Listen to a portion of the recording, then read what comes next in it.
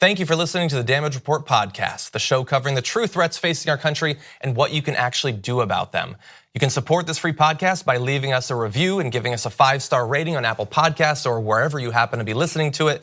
Every review helps more people discover the show at no cost to you.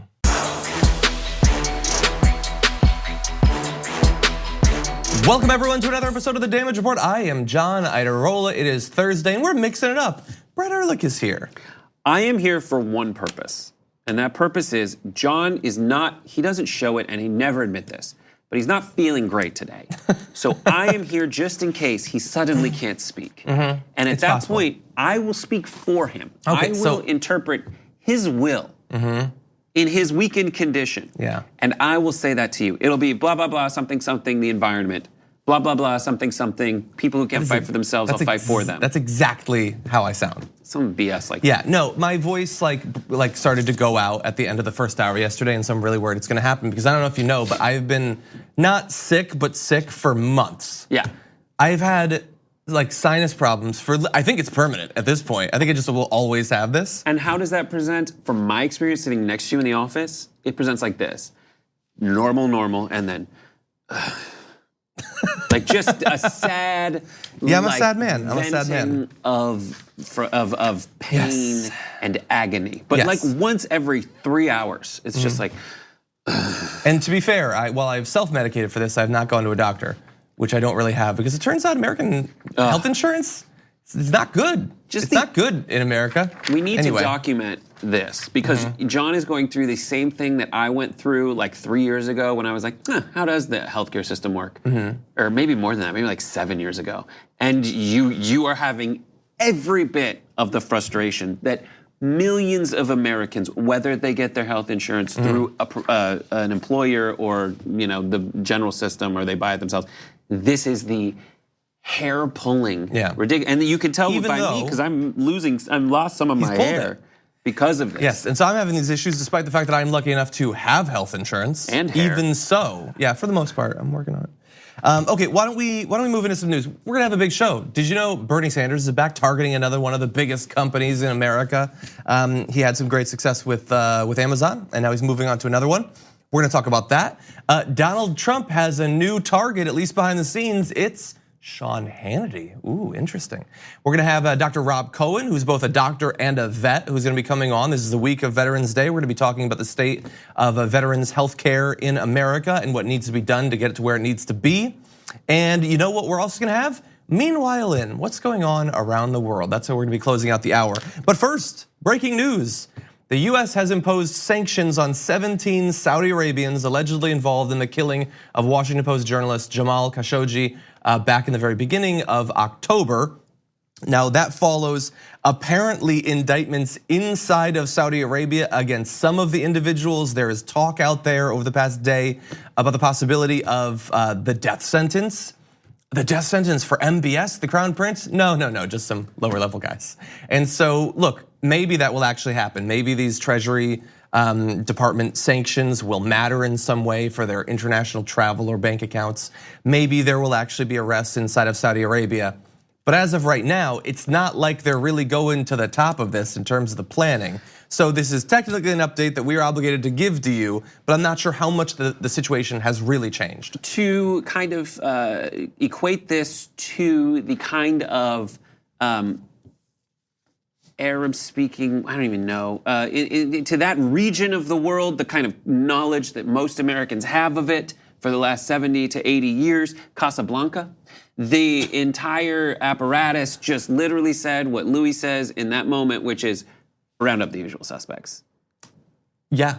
And I didn't like your analogy at the beginning, but it's not bad. Thank you. They're rounding up the usual suspects. I envision in Saudi Arabia some kind of line of succession for people who are next for the obligatory, well, we messed up, so you get the death penalty punishment. And I think they just were like, who's next? Yeah, and it's interesting. I also saw news that the US is considering extraditing a political opponent of the Turkish leader to placate Turkey over the situation of Jamal Khashoggi, which is an interesting strategy. I would say you could placate them by actually doing something about it, but they're deciding that they're gonna go in a different direction here in the US government. Anyway, those are the updates. You can decide for yourself what it actually amounts to. At this point, I don't know, but it doesn't seem like much. With that, we turn to other news.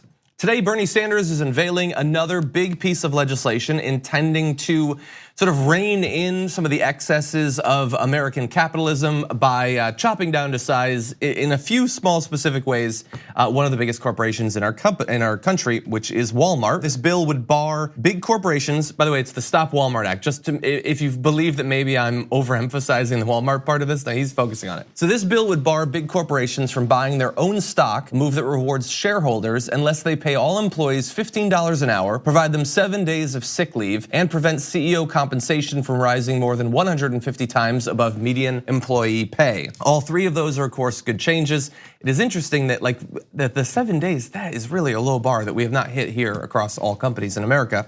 But the $15 minimum wage, and this is not like just a overall everything, but for the biggest corporations, those who have gotten these big tax cuts that want to use a bunch of that money not to raise wages, but instead to buy back their shares, which helps those who currently own shares, that would be a great change. This is just another instance of Bernie Sanders getting how to take something very complicated and make it very simple. He did it, he and Ro Khanna, friend of the show, Ro Khanna, they did it with the Stop Bezos Act. Now they're doing the Stop Walmart Act. What was that? They originally targeted a well-known corporation and then proved to you that they're doing something really bad. Yeah. And they are essentially saying this is a practice done. It's not like let's generically improve the status of workers. It's like here's something we can do. We have been fighting for 15. That's something easy to wrap your mind around. And stock buybacks. This is essentially, and it's an until you do X, you can no longer do Y. Previous with the Stop Bezos Act, it was until you pay a fair wage, you cannot take federal assistance from the government in order to balance out what you're not paying your workers. In this way, it's saying until you get $15 an hour, you can't leech off in a different way. Yeah, and some of these things, just putting them out there as potential changes, I think for a lot of people who don't know the current state of things here, will be educational. So he wants to limit it to rising more than CEO pay rising more than 150 times above median employee pay. Right now, it's far worse than that. But I wonder, if you asked a regular American, would they know that CEOs aren't just rich? They don't just make a lot of money. They make hundreds and hundreds and hundreds of times, if not thousands of times, what the median employees actually make. And this is median. This is not like the average. This is the person, which is already being brought up by executives and things like that. Well, those are total number of people. So there are just as many people making less than this person as there are making more than this person. And so when it comes down to that, they're essentially saying, and that's something else. You could say the person in the middle, if the CEO is making 150 times more than the person in the middle, that's not okay and that's not gonna stand. Yeah, and so why is he focusing on Walmart here? Well, he points out that the Walton family is the richest in America with an estimated net worth of about $180 billion. That family owns about 50% of Walmart stock, and while the starting wage for Walmart employees is $11 an hour, that translates into a little more than $19,000 a year. They are obviously making a gigantic amount of money. And what's interesting is that this bill sets up two different paths that you can go on. You can have the current system, where we do tax cuts like they did at the beginning of this year. You give tons of money to these corporations. You tell people they will use this money to pay their workers more. But if you know anything about the way that the economy works, there are incentives that might lead you to pay people more, but it's not having more money. You're not just well, I got a bunch of cash, I guess I'll give it to my workers. Or, everything else being equal, I guess I'll just hire more people. It's not like there's more demand for the products. I just feel like hiring more people. That's not how any of this actually works. And right now, if they get that money, they're gonna spend it on something, and it generally is buying back stock. That's what happened, about 15 years ago when we had the earlier round of these tax cuts. That's what's happening now in the wake of Trump's tax cuts. Totally unrestrained, we're gonna put no requirements whatsoever, no limitations on how you spend that money. Instead, you have the Bernie plan, which is you can still do that. You can still buy back your stock. You just also have to do right by your employees and set up a situation that does not create this new gilded age in America. And you'll still make tons of money. And I think for regular working people that see that, they think this is really the best of both worlds. It still benefits the corporation and the CEO, but along the way, they're not trampling over the rights of all the rest of us. Yeah, And for those in the Trump administration who's saying that workers' wages are going up, it finally hit 3%, which is the basically how much it costs, the cost of living adjustment. So the consumer price index. So finally, you're getting a raise at the rate at which products you have to buy are increasing in price. So now, by your wages rising at 3%, you are not taking a pay cut, which means every year before this, when wages weren't raising at the price of milk, cheese, and eggs, you were getting a pay cut. Yeah. So they've been bragging about how now you are not getting a pay cut. And this is saying we need to give you the raise you deserve and the back pay for every year you are essentially getting a pay cut. And after they do that, then they can go back to the cookie jar. And everyone can benefit. Yeah, it's like getting a raise. The analogy I think of is like imagine if you're floating in the open ocean and your head is barely above like the water. Like imagine how great it would be if you could be lifted up out of that by. We need to talk about a relatively new show called the Republic, or UNFTR. As a Young Turks fan, you already know that the government, the media, and corporations are constantly peddling lies that serve the interests of the rich and powerful. But now there's a podcast dedicated to unraveling those lies, debunking the conventional wisdom. In each episode of On the Republic, or UNFTR, the host delves into a different historical episode or topic that's generally misunderstood or purposely obfuscated by the so-called powers that be, featuring in-depth research, razor-sharp commentary, and just the right amount of vulgarity. The UNFTR podcast takes a sledgehammer to what you thought you knew about some of the nation's most sacred historical cows. But don't just take my word for it. The New York Times described UNFTR as consistently compelling and educational, aiming to challenge conventional wisdom and upend the historical narratives that were taught in school. For as the great philosopher Yoda once put it, "You must unlearn what you have learned." And that's true whether you're in Jedi training or you're uprooting and exposing all the propaganda and disinformation you've been fed over the course of your lifetime. So search for UNFTR in your podcast app today and get ready to get informed, angered, and entertained all at the same time.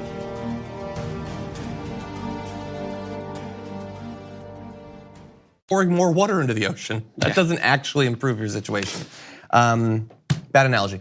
Anyway, okay, we're gonna take a short break. When we come back, white nationalism, that Tree of Life synagogue shooting apparently inspired some others. Thankfully, were tracked down by the police, and we'll break that down after this. So not long ago, we had the devastating Tree of Life synagogue shooting in Pittsburgh, and there are others out there who are sympathetic to the cause of the terrorist in that case. Now, thankfully, the DC area police have arrested one man who apparently felt like that attack did not go far enough. And I want to give you details about him and his brother and their relationship with some well-known white nationalist figures in American politics. I apologize in advance, there's a lot of graphics, but there's a lot of amazing details in this story that we want to get to. So Jeffrey R. Clark Jr., 30-year-old, is charged with illegally possessing a firearm and a high-capacity magazine. He was arrested on November 9th after two family members alerted police to his increasingly agitated outbursts, including that the 11 victims of the Pittsburgh shooting deserved it. The outbursts occurred in the wake of Clark's brother's suicide. So you have these two brothers. The one that is still alive was saying that those 97-year-old Jewish congregants deserve to be shot there, to give you an idea of who he is. But you're gonna get more of that here. Jeffrey Clark told FBI agents he and his brother, the one who committed suicide, became interested in guns back in 2016 because they believed there was going to be a civil war. You know, God only knows what was going on in 2016 that led them to think that that might be the case. Court papers assert that after his brother's death, Jeffrey Clark posted on Gab, that's the place that racists go when they're banned from Twitter, a photo of the brothers wearing masks and holding a shotgun and a rifle in front of a flag with a skull and crossbones. The document said Jeffrey Clark posted a description of himself as a meth-smoking, pipe bomb-making, mailman-murdering Che Guevara of the alt-right. No confirmation yet that he's a Proud Boy or anything like that, but you get the idea that this is a guy who very much is a true believer in this movement, even violently so. Of the attack on the synagogue, court papers says that he posted a picture of the suspected gunman spattered in what appears to be blood and wrote, "This was a dry run for things to come." So look, if you're seeing this, if you're one of his family members or one of his friends, you see that and you think, okay, I have a chance to potentially stop the next mass shooting. And thankfully in this case, family members turned him in. Now what he's actually being charged on are, I mean, relatively minor to moderate charges. It's not, attempted murder or anything like that. But this is a guy that has been watching the things that have been going on and thinks these attacks are awesome. And in fact, perhaps they don't go far enough. Yeah, he sounds like a really great guy. Yeah. It's like when you think of, I hadn't heard of Gab before this, but when I hear basically, not the origin of it necessarily, but what it exists to do, which is to have extremely low standards in terms of what people using that social media site are able to say. This is what you fear, dread, kind of cover your eyes, you hope is not going on, but know in your heart it has to be going on. Yeah. And look, Gab is the one where the shooter himself had been on Gab talking about, I need to stop them because the Jews are funding the caravan, and so I need to shoot these people. Now Gab says, we don't do anything to try to, bring these people in, but that's what Gab is known for. It's the people who feel like Twitter is censoring crazy racist conspiracy theories end up on Gab, and they get free reign to talk about things like this. I think from a investigation standpoint, I'm kind of grateful that it's there because now in a terrible, sad, weird, pessimistic way, because if I'm investigating to see where these kinds of people originate their ideas, go to find positive affirmation for their weird inclinations, this is where I as an investigator would go. Yeah, and probably do. I want to give you some more details. Authorities said in court documents that the brothers, both the one that's living and the one who committed suicide, fantasized about killing Jews and blacks, and that family members feared Jeffrey Clark might harm himself or others. So we told you that he had, the high capacity magazine that he wasn't supposed to have, and that unregistered gun. They also had 4 other guns: a Remington Arms handgun, a Mossberg shotgun, a Beretta handgun, and a Ruger Mini 14 rifle. He surrendered another weapon to agents. That's a Colt 38 handgun that was not registered to either. They also had 2 kits to convert semi-automatic AR-15s into fully automatic rifles. Something that is out there that you can get. Yep. It's technically not legal, but it is available. And what is legal is the AR-15 that is the basis for this conversion. And there are organizations, of course, fighting for people's right to have something that stands on the precipice of being a fully automatic rifle. They also found in Edward Clark's room, that's the one who committed suicide, 2 ballistic vests, 2 ballistic helmets, and 2 gas masks. Which, you're not a deer hunter at that point. You're not a guy who's enthusiastic about home defense. You're planning an assault on something, and apparently planning for 2 of you to go along on it. I just had a weird thought that you're probably gonna disapprove of. This is to all the people who use Gab and are anti-Semitic people. Gab is the #1 verb used by old Jewish women when they talk about what they're doing today. If it's not kibbutz, it's Gab. Me and Esther are getting together today, and we're just gonna gab about what Moishe's doing. I don't even, you've lost me a bit on the words, but I like the irony there. That's what it is. So you guys are planning your anti-Semitic rants on a thing where like Cheryl and Doris get together to gab. Yeah. Well, and the ridiculous thing is, it's not Idiots. like Gab is the only place they could go. They could sign up for a beta account on Kosher. On Kosher. They could go there, like try Coffee meets something bagel. new. Yeah, why don't you guys play your next one on J-Date, you schmucks? Talk amongst yourselves. Gab will give you a topic. I don't, okay? but like, yeah, that's. Yes, okay, a little bit more though, because I want you to understand the context that supposed lone or duo wolves like this exist on. Court papers said that Clark's relatives told authorities that Clark admired Oklahoma bomber Timothy McVeigh, Unabomber Ted Kaczynski, and killer Charles Manson, and that relatives said that Jeffrey and Edward Clark believed there would be a race revolution and they wanted to expedite it. We've heard this before from some of these white terrorists. And so, are these guys just on Gab? Are they just sitting in their bedrooms? Are they on their computer and that's it?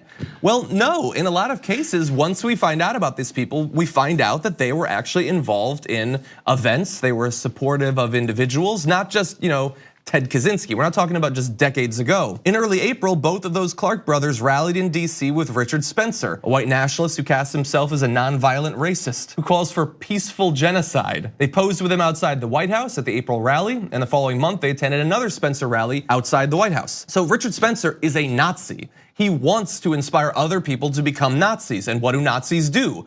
They don't just do Nazi book clubs, they occasionally get gas masks and ballistic vests and shoot up synagogues. That's what they do. And so Richard Spencer may never pull the trigger, but he is there to inspire others to do so.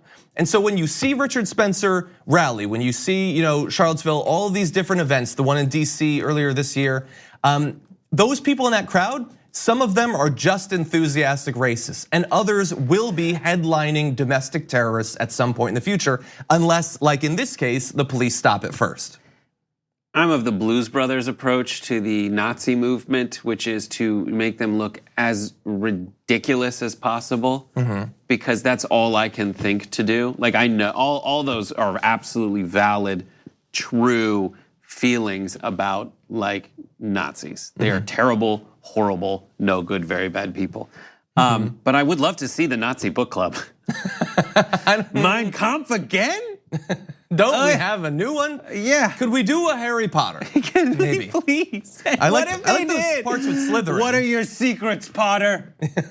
What are your secrets, you Hebrew Potter? Oh, wait until they get to the mudblood. They're gonna love that slang. They're gonna find some uses for that. Anyway, It's tough. And again, I don't mean to belittle. I mean, terrible, horrible acts, but like that's all I can do with it, because luckily there are people like you here to say all the very real things about it, and I get to do all this dumb stuff. We're just gabbing. We're just gabbing. Okay, we're gonna take a break. When we come back, like the MAGA movement has won over the adults, but how do you get to the kids? They have an idea, and we'll show you after this. Okay, so Donald Trump, very popular amongst generally white adult conservatives. That's his like core thing. But they need to look beyond that if they're gonna win a future election. So they need to draw in the kids. And one company has an idea for how they can start that process, as you'll see. Plus, they may look like Legos, but these building blocks are a little different. The toy company that's making the holidays great again? Wait till you hear about this. And take a look at this, a conservative company, Keep and Bear, introducing a new line of toys, encouraging kids to build the wall with MAGA building blocks. The set comes with a President Trump figurine and a Make America Great Again hard hat. That's interesting. That is what I would call that probably light praise from Fox and Friends. That's interesting. So look, Keep and Bear is the company. They're a conservative place where you can get T-shirts of Donald Trump as the Terminator and things like that. So there's reality and then there's Keep and Bear, and there's no attachment between the two. But they have figured out maybe we can make some money by wildly ripping off the copyrights of Lego. I wonder if like how legal this could possibly be to have something that is that similar to Lego, because we all grew up with like Brio or there was a Tyco tried to make a Lego substitute that was just bigger and clunkier and not nearly as painful when you step on it. And I had Lincoln Logs. As painful as Legos are to step on, just looking at that video was more painful. It's like stepping on a Lego. So it doesn't just look like Lego. And look, there's different companies that make blocks that fit together. But the people looked exactly like Lego people. I don't know if you saw the box, but where it says MAGA, it was made to look like the Lego logo. So look, I don't know if Lego's gonna care enough to actually do anything about this. It's some company that nobody's ever heard of. I just learned its name and I'm in the process of forgetting it as we speak. But I know exactly. It's Keep and Bear, as in Keep and Bear Arms. That's it. I had not actually put that together. I thought that they were trying to appeal to the kids with the bear thing. Right. Keep and bear arms. I like the idea of bear arms. Yes. Maybe that's what the original intent was for people to have bear arms. Let's talk about the intent of the actual product. So Keep and Bear markets the building blocks toy as a great Christmas gift for your kids and grandkids, and says it allows kids aged 5+ to build a miniature border wall. But they also seem to understand that this is generally not going to be given to kids. The CEO of its parent organization says this gift was meant to bring some lighthearted comic relief to the intense political debate. The majority of our customers are over the age of 40, not children. Okay, so let's address that quote. This is meant to bring some, what? Just earlier, you spoke truer than you purposed, sir, when you said Christmas grift. Yeah, exactly. Continue. So let's see, lighthearted comic relief. Okay, so let's evaluate this. Is this lighthearted comic relief? Well, the basis of this is building a wall on the border, but it also has fake Lego people that are meant to be Mexicans wearing sombreros and carrying maracas.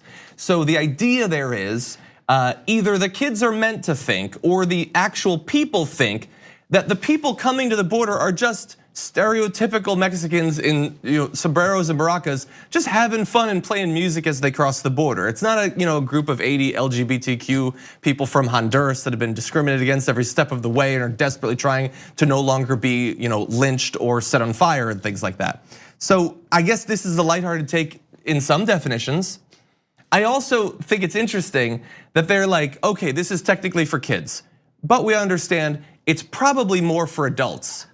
And behind the scenes, we can also count on the fact that those adults are probably very much like kids in some fundamental ways. Well, their test scores are the exact same as kids. Exactly. Now, reading level, pretty much the same. They've read nearly half the Newbery Award winners out there. Picture books are more their speed. Probably, yeah. The funny thing is that I have read that actually Lego itself relies heavily on the nostalgia factor and adults getting it. But this is ridiculous. If a kid ever actually ends up getting it, which probably won't happen, this is ridiculous propaganda, and we should oppose it. Buy a Trumpy bear instead. Kids like that. Anyway, if you haven't seen Trumpy Bear, please do it. Just Google Trumpy Bear. It's one of those things that I want to put on all of our shows, but it's just that there's the folks who are like, that's been around for years. Have you not seen it yet? Oh, is it? But I think there just needs to be a wide-ranging compendium, I'm only using that word because it's in Red Dead Redemption, compendium of all the ridiculous Trump things. I made a video about that a while ago. Maybe it's time for round 2. I think you should probably do it. So I just want to briefly mention Donald Trump is apparently behind the scenes taking aim at Sean Hannity. You've probably seen Sean Hannity gets exclusive interviews with Donald Trump where no news is generated, no actual questions are asked, and whatever ghost of a journalist deep inside Sean Hannity might still be there just cries ghostly tears for what he has become. And the funny thing is, while we on the outside can laugh at Sean Hannity, we're not the only ones. Donald Trump is apparently doing it too. According to 3 sources that the Daily Beast has talked to, Trump has repeatedly and sometimes for a sustained period of time made fun of Hannity's interviewing skills, usually zeroing in on the low quality laziness of the host's questions. It's like he's not even trying, Trump has said. One source recalled, right before the president launched into a rough imitation of Hannity's voice and mannerisms to complain that the questions about how great I am give him nothing to work with or have fun with. This source recalled a round of ripping on the TV talker's interview style and cloying devotion to Trump that lasted long enough that the source glanced at their watch and started feeling sorry for Hannity. He just really wants like a jester. Mm-hmm. That's all he wants. He's treating Hannity. He wants something better than a. He's treating Hannity like a court jester because what is the ultimate goal of Hannity asking tough questions? It's not for Hannity to end up looking good at the end. It's for Trump to clown Hannity, to have the opportunity to clown Hannity. And when he doesn't have the opportunity during an interview to clown Hannity, he clowns Hannity after the interview's done, saying, "Come on, try to give me something less than more than a softball in here, so I can, but don't throw it too hard because I still want to knock it back at the pitcher." Yeah, it's just like. He thinks, like he's sold his soul to the Trump thing, Sean Hannity, and he thinks, okay, I'm going to appeal to Trump fans by giving him exactly what I think he wants. And Trump fans, by the way, like Sean Hannity because of that. But the next level sadness to that is that Trump himself doesn't respect Sean Hannity. Like Trump is a moron, but even Trump can see through what Sean Hannity is actually doing. And I'm not covering this, I just want to be clear. I'm not covering this because this is important. I'm covering this for the 1% chance that Sean Hannity ends up seeing it and feels bad, and that's my goal today, actually. Good for you. I just wanted to feel bad. bad. It's also Trump's goal, just know that. Anyway, okay, so we're gonna take a short break. When we come back, much more important information. Dr. Rob Cohen's gonna be joining the show to talk about the current state of American veteran health care. Very important stuff we'll be talking about after this. Here in America, we are fresh off of Veterans Day, so I want to turn now to one of the most important topics facing veterans in America. That is their health care, their health insurance, what quality they're actually getting day to day. And joining us now on the show to help break that down is physician, scientist, and host of the Demo Crises podcast, Dr. Rob Cohen. Welcome to the Damage Report. Thanks for having me on, John. Very glad to have you here. So you yourself are a vet. You have provided healthcare to veterans. So you're obviously very well qualified to talk about this. And so first off, I would like to know, what is the actual state of the access and quality to healthcare for veterans in America?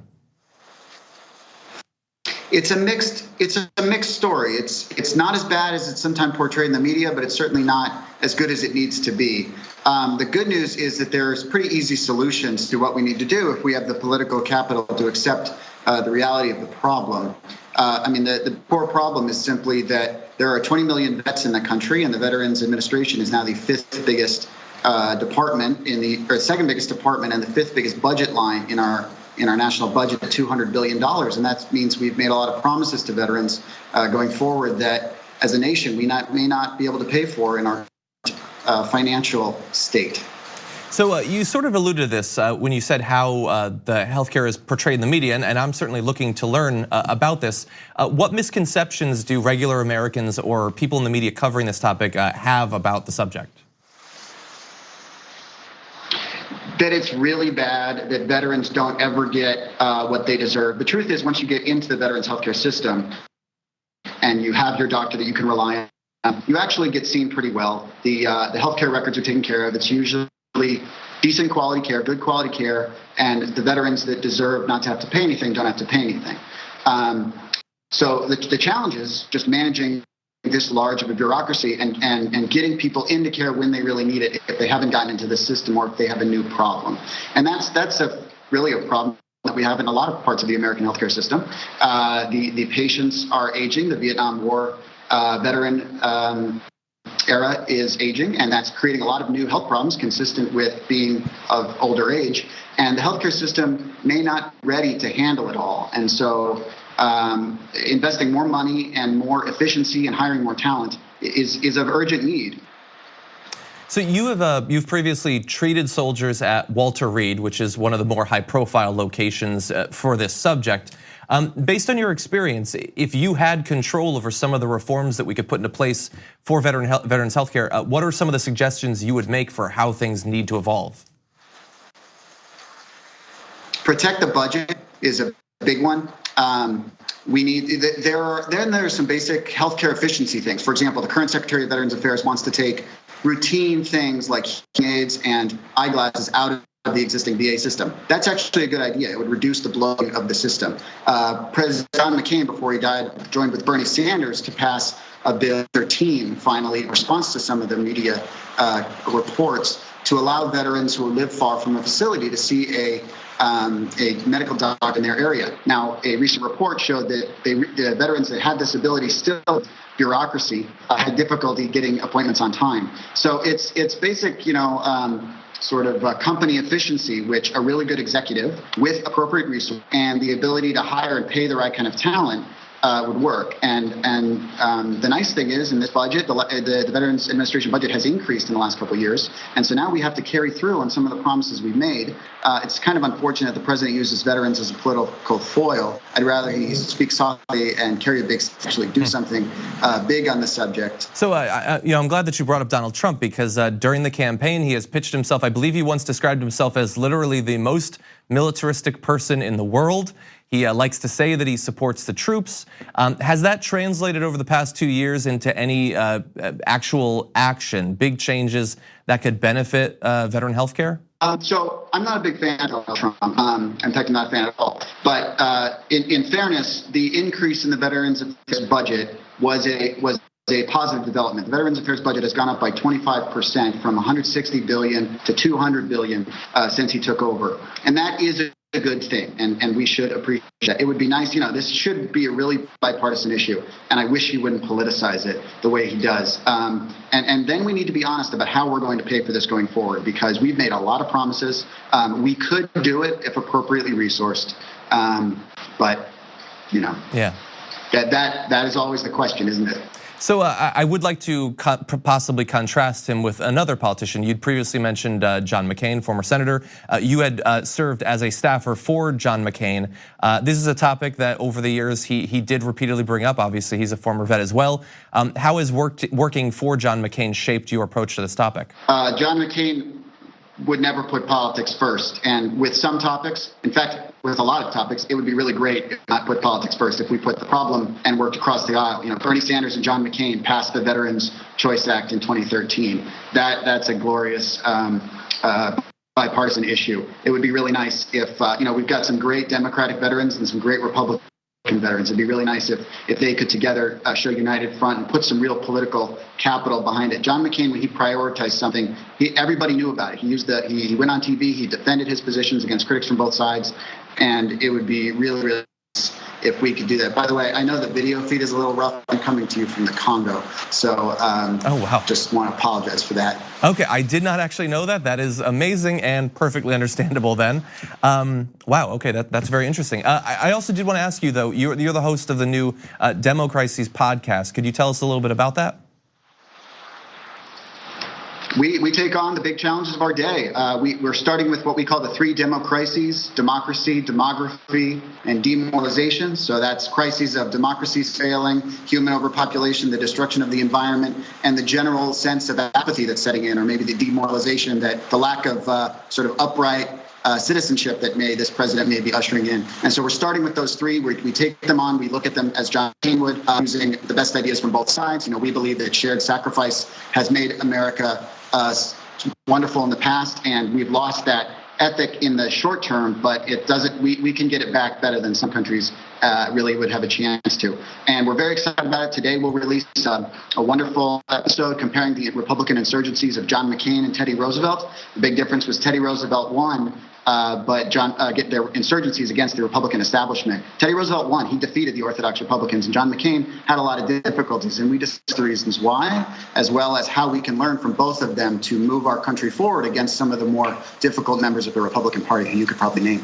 Well, that certainly sounds like a very interesting topic. And I want to thank you, by the way, Dr. Rob Cohen, for coming on, helping lay out the current situation. We very much appreciate it. My pleasure. Thanks. Thank you. We're going to take one more break. When we come back, let's take a look around the world. What's actually going on while we're so focused here domestically? Obviously, here on the Damage Report, we're very focused on domestic news, but other stuff is going on. So, meanwhile,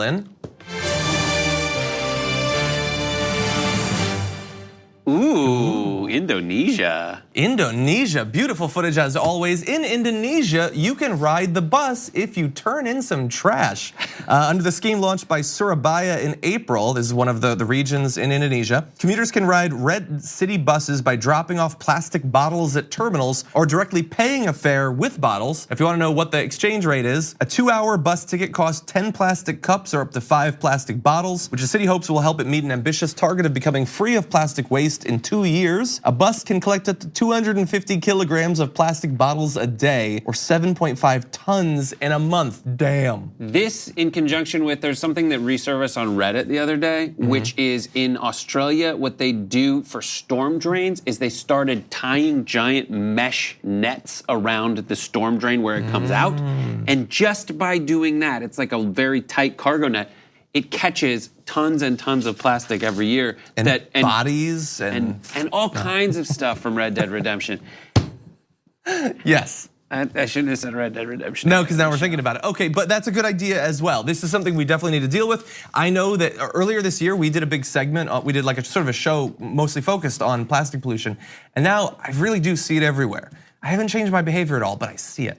Anyway, that's great for Indonesia. But while all that's going on, meanwhile in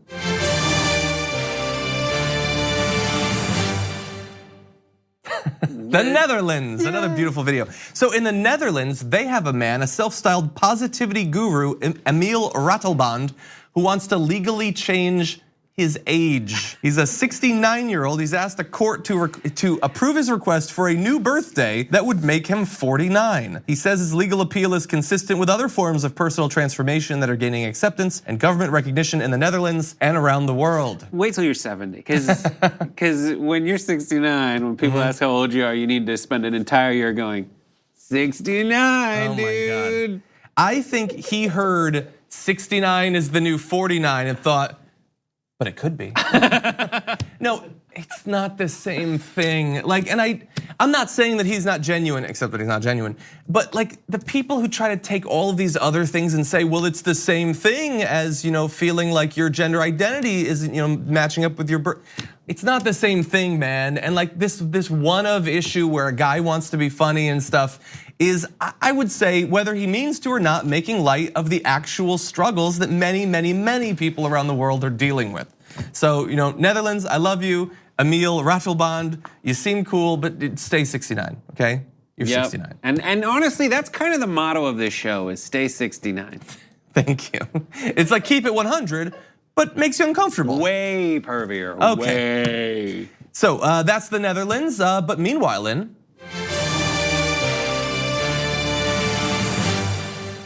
Scotland, land of one goat.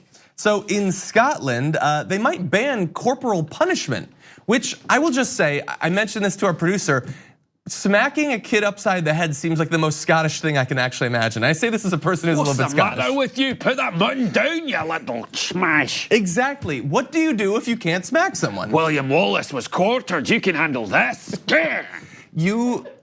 You've been doing all these accents for a long time, and some of them are not great. That's pretty good. Every one of my accents is great. Okay, that's not even true. more demoralizing than you saying they're not great is when you say, oh, that's actually pretty good. Yeah, okay. I understand that. Don't do compliments with the word actually in them. Okay, let's talk about corporal punishment. Okay, so in countries where full bans are in force, the prevalence of physical fighting was 69% lower among young men and 42% lower among young women than it was in countries without any ban, according to a study. And among countries operating a partial ban, including the UK, there was no significant reduced rate of frequent fighting among males. The rate was only lower amongst younger women. So partial ban can get you a little bit of the way for women, but a full ban on corporal punishment apparently does have beneficial effects. And many studies and meta-analyses have shown that this is the case in a lot of different countries. I understand some people, including my best friend, are pro-corporal punishment, but the evidence is there that it's actually pretty bad in a lot of ways. Take that, Quay.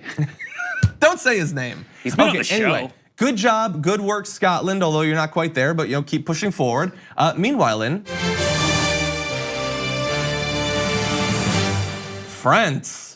Meanwhile, in France, they're working to stop deforestation around the globe. This is probably the most significant one of all of these. Although plastic pollution is important. France has proposed 17 measures aimed at putting a halt by 2030 to deforestation caused by imports of non-sustainable forest or agricultural products. 5 French ministries said that between 1990 and a couple of years ago, the world's forest area fell by 129 million hectares, 319 million acres, 8 times the size of France's mainland forest. So we are losing forest all around the world. Back in the 90s, we sort of cared about it briefly, but now we don't talk about it anymore, but it's still a gigantic problem. And so they are gonna be potentially banning the import of things that are produced by deforestation, like palm oil, which we talk about constantly on the show now. Love it, let's talk about Japan. Yes, Japan, really fast. Meanwhile in.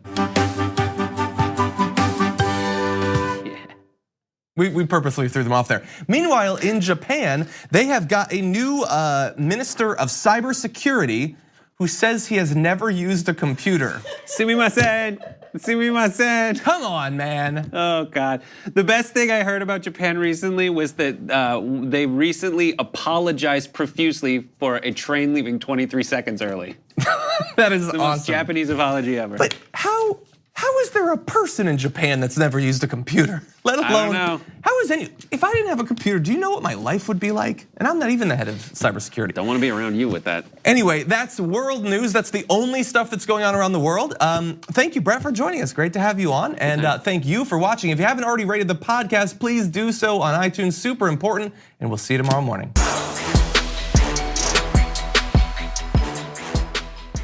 Thank you for listening to the Damage Report podcast, the show covering the true threats facing our country and what you can actually do about them.